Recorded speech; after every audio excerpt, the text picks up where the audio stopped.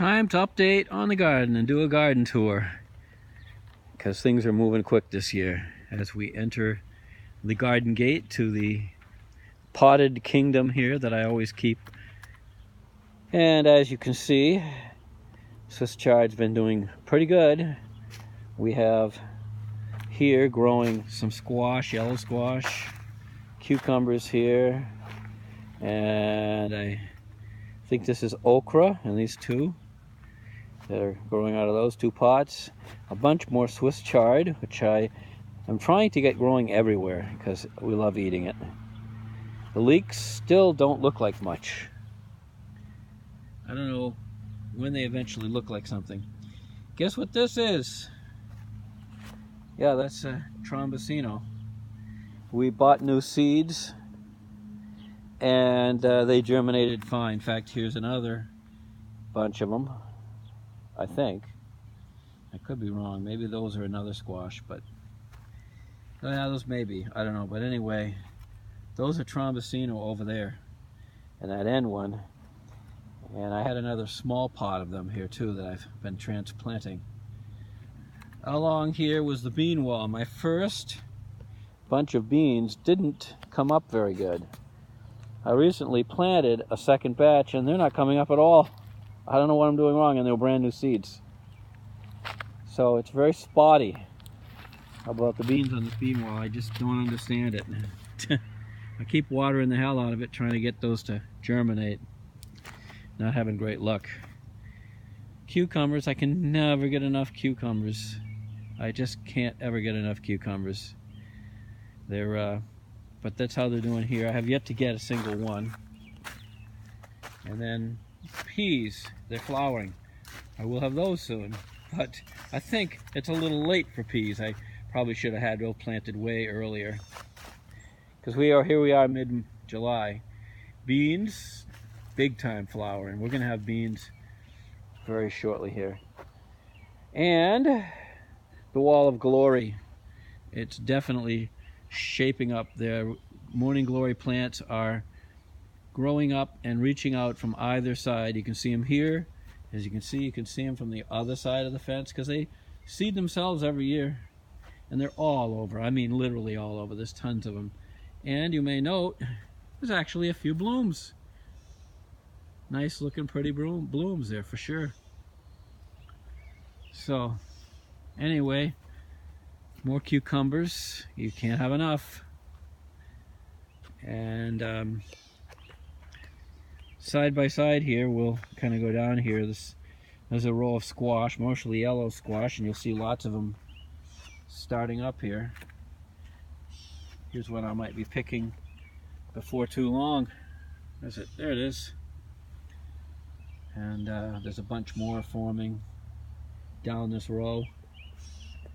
And in here we have, I gotta make a new cage for this. It's outgrown this one. There's a couple of them still in these cages, and I don't have any more caging material. Come to think of it, I'm gonna be kind of in tough shape. I may have to run without a cage. I have one dinky cage over there that I can use. But here we got two in a cage, broccoli, Brussels sprouts. Here we got one Brussels sprouts. Here you got one broccoli. There's a Brussels sprouts really getting cramped in that one. Here's a broccoli in this one. They're doing all right, these cages. I'll have to make some bigger ones. They're pretty easy to make. This Brussels sprouts is definitely getting bigger. And this one too. We got to watch out for the bugs. Here's another one of those squashes I think that I could be picking before long. Down in there. I don't think that's the same one. Maybe it is. There's a few of them coming up real shortly here. I don't see any sign of beans along the bean wall here.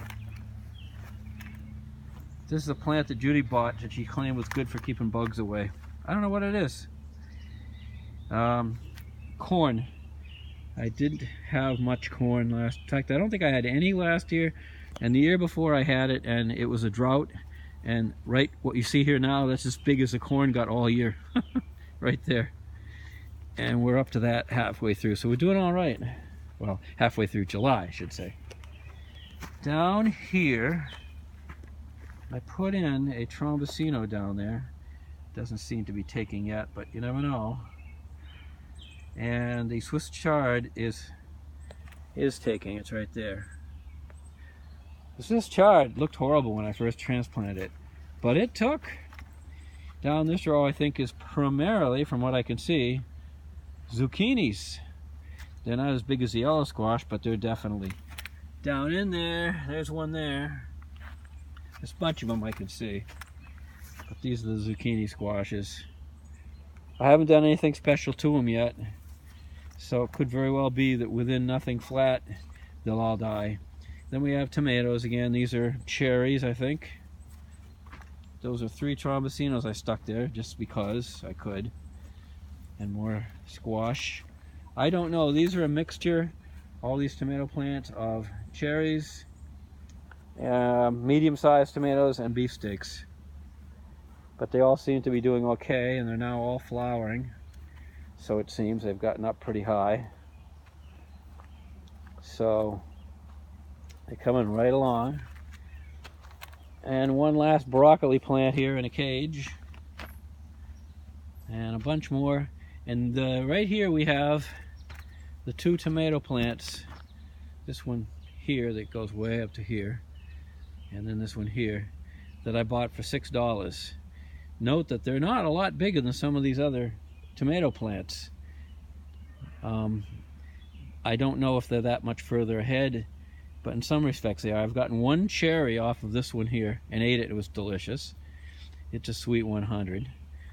And then there's a bunch, a real big bunch forming of these Roma tomatoes, because I got a Roma and a sweet 100 plant that was extra large. Over in here I've been doing this. I never did in the past, but I never watered, especially 1 year ago, or no, 2 years ago when we had the drought. I never watered the Jerusalem artichoke plants, but I am this year, and they're looking happy. That year they looked pathetic. They're all looking happy, even though we're having a bit of a drought. This is really not an ideal garden year like last year. We had regular rain, maybe even a little too much. Outside here, I will go outside and visit a few of the things out there again. I don't think there's too much to show, but we'll make it quick. Around the edge here. And as you can see, there's all the morning glories sprouting up. More morning glories. They're all along here, tons of them on the outside edge, plus the stuff I put in the way for the woodchuck. There was one of my rhubarb plants, but it's pretty much gone by, and it hasn't been very strong recently. This one that's looking the strongest is a plant that was just planted this year, so I'm just letting it grow. And this is the other one, which is my stronger rhubarb plant, which is again just going by at this point. And I've got to look into putting food and mulch on these things to help them out in coming years, see if I can do better by the rhubarbs. I really haven't been. Concord grapes, they are all over these bushes out here, which are going to get trimmed because they stick out too far. But they grow all over and way up into there and over into there. And I'll go and zoom in on some here, and there's plenty of them. You can see lots and lots of greenies, which will be blue by fall. More here. Don't have to do a thing to get these. Later on I'll pick them off and make grape juice from them. They're nice to have. So lots of them there. And then there's the apple tree, which bends sideways here to find the sun because it's shaded by these other trees. So I'm going to have to prune off these lowest branches right down here, those branches, just to make it so I can easily go under this thing when I'm mowing. But there's a ton of apples forming up on it. They won't be the best. In fact, they're already looking kind of crappy. Look at this. Let's see how some of these others look. These don't look too bad. Actually, some of these look downright fantastic. A little bit of a red glow to them, like up there. But there's quite a ton of them on here. So we'll see how they come out. We'll see how they come out. Here's kind of a long shot of the garden from this end of things. My property is very unusual. There's the house way over there. And the road turns a little bit, and here's my next door neighbor's house, and here I am, and it almost looks like I'm in his yard. Like this should be his yard, but if you look at that line along the banking there, that's the kind of like the property line going off in an angle like that. Basically kind of in along that line. So okay, and for the final part of this little tour, we'll go back and revisit the attempts to get stuff to grow out here, which didn't work out too well. The 4 squash that I planted in a barrel out here did nothing. They were just staying tiny and looking more raggedy every day. So I pulled them out, and I put some other squash in there, and I put some grass mulch in there, and we'll see if that works better. Oh, well, anyway, that's what I did. Nothing here. This is going along by. That's Forsythia, and this is hydrangea, yeah, which hardly bloomed at all. These are the fantastic hosta that bloom every year, along with lamb's ear. Here's what I'm doing here. We'll see how this works out. I'm about to water everything, but I figured I'd let you see it before I watered. And over here, I think I'm going to pull out some of that Swiss chard. If you go back and look at that, you'll see that it's way too crowded. I'm going to pull some out and put it in the blank spaces in here and let it grow. But here's Swiss chard that Judy has been picking. Maybe a little too soon sometimes. And a couple of broccoli plants. But this was also all hit by, I think a deer was walking by here and got it. Because if it was a woodchuck, he'd keep coming. But the woodchucks aren't usually that brave. And the 2 bushes over here, which several years ago looked really crappy. I don't know if you go back and look at really old videos, if you see what they looked like. They're looking very healthy. And over here, if you go back and look at videos years ago, there was a huge bush that all got cut down last year.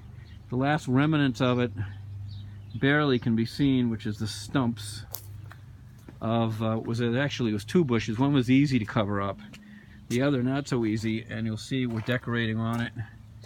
That goose is sitting on top of the stump. You can see it there. But from other positions, it doesn't really show up so much. You don't know there's a big ugly stump there. So Judy did a good enough job. I asked her to decorate it, and she did it. And I think that's probably the biggest amount. Hosta again, many other things that I don't even know the names of. Perhaps some of my garden friends, yes, Jonah, I'm thinking of you, might know what some of this stuff is. I should get a program and use it to identify some of the stuff. This is about to flower. That is flowering. This is flowering. I did find out what this was because I cut some of it out. It was called tickweed. And I obviously need to cut some more of it out because it's banging right up against this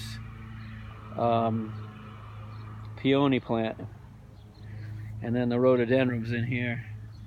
Out front, I don't think there's much to show, but it will go anyway. Which is the very end of the garden tour. This tree is not fruit or anything, but I keep trimming it.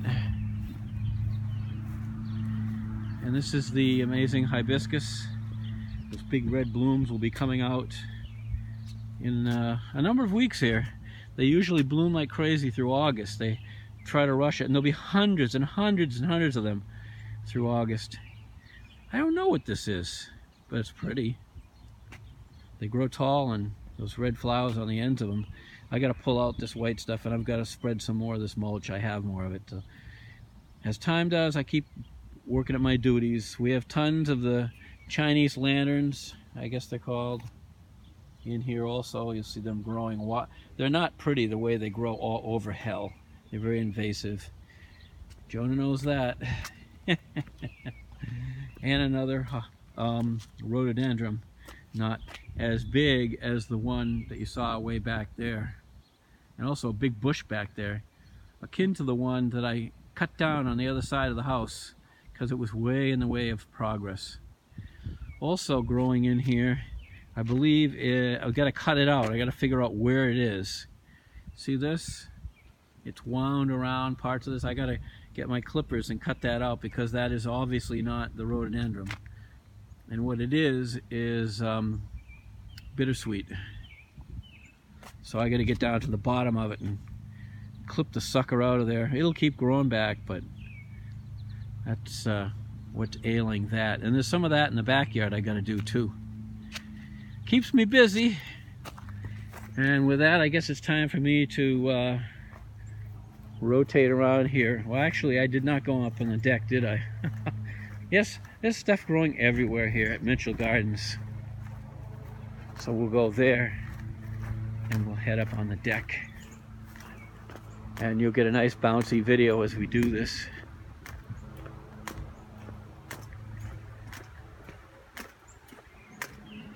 Here's the Japanese wonder plant. It's not in bloom yet, but it grows nicely out of this crushed rock every year. I have to pull the bulbs out, store them for the winter in the cellar, and replant them in the spring. I think I might order a few more of those because I do like them. Okay, the deck garden, which is predominantly Judy's, where she's got herbs and spices and things. Coleus over there, I know that one. A lot of these I don't really know what they are, so I'll just take a good video of them. I think that might be dill. And down here, growing more wonderfully than anywhere else, cucumbers. Yet again, I haven't gotten one yet, but look at how long they are and how happy they are. And I remember them being very happy on my deck at Homer's. They're growing on a screen that I put up and stapled there. So I have got to set up a bunch of pots next year and just grow a crap load of cucumbers. Like across this whole area if I can. I would put like 4, 5, 6 pots, all cucumbers. I think they would grow wonderfully. The Swiss chard seems to grow wonderfully anywhere, but it certainly does okay here. It would probably do great growing like somewhere like this. So yeah, this deck, and Judy has ways of sitting out here in her recliner, zero gravity chair, and we got a table here we sometimes eat at, not too often. It's a little teeny weeny deck. Yeah, we could use a bigger one, but I don't think we're gonna get one. And some work that's going to get done. I don't know that I'll ever show it in a future video, but out here there's a tree that needs to be cut down, and I'm going to do it. We've removed several trees. There was one big one you can see the stump of there that went way up in here and could have hit the house. Well, just behind it there, you'll see on the left is one that goes up and just stops. It's dead. So I need to take a ladder, chop part of it off, and then chop another part and another part. That's got to be done. And over there you'll see some sideways tree action. I want to cut that stuff up with my electric chainsaw. This came because of a microburst we had. And all the limbs on this pine tree here, going up as high as I can get, just want to lop them off.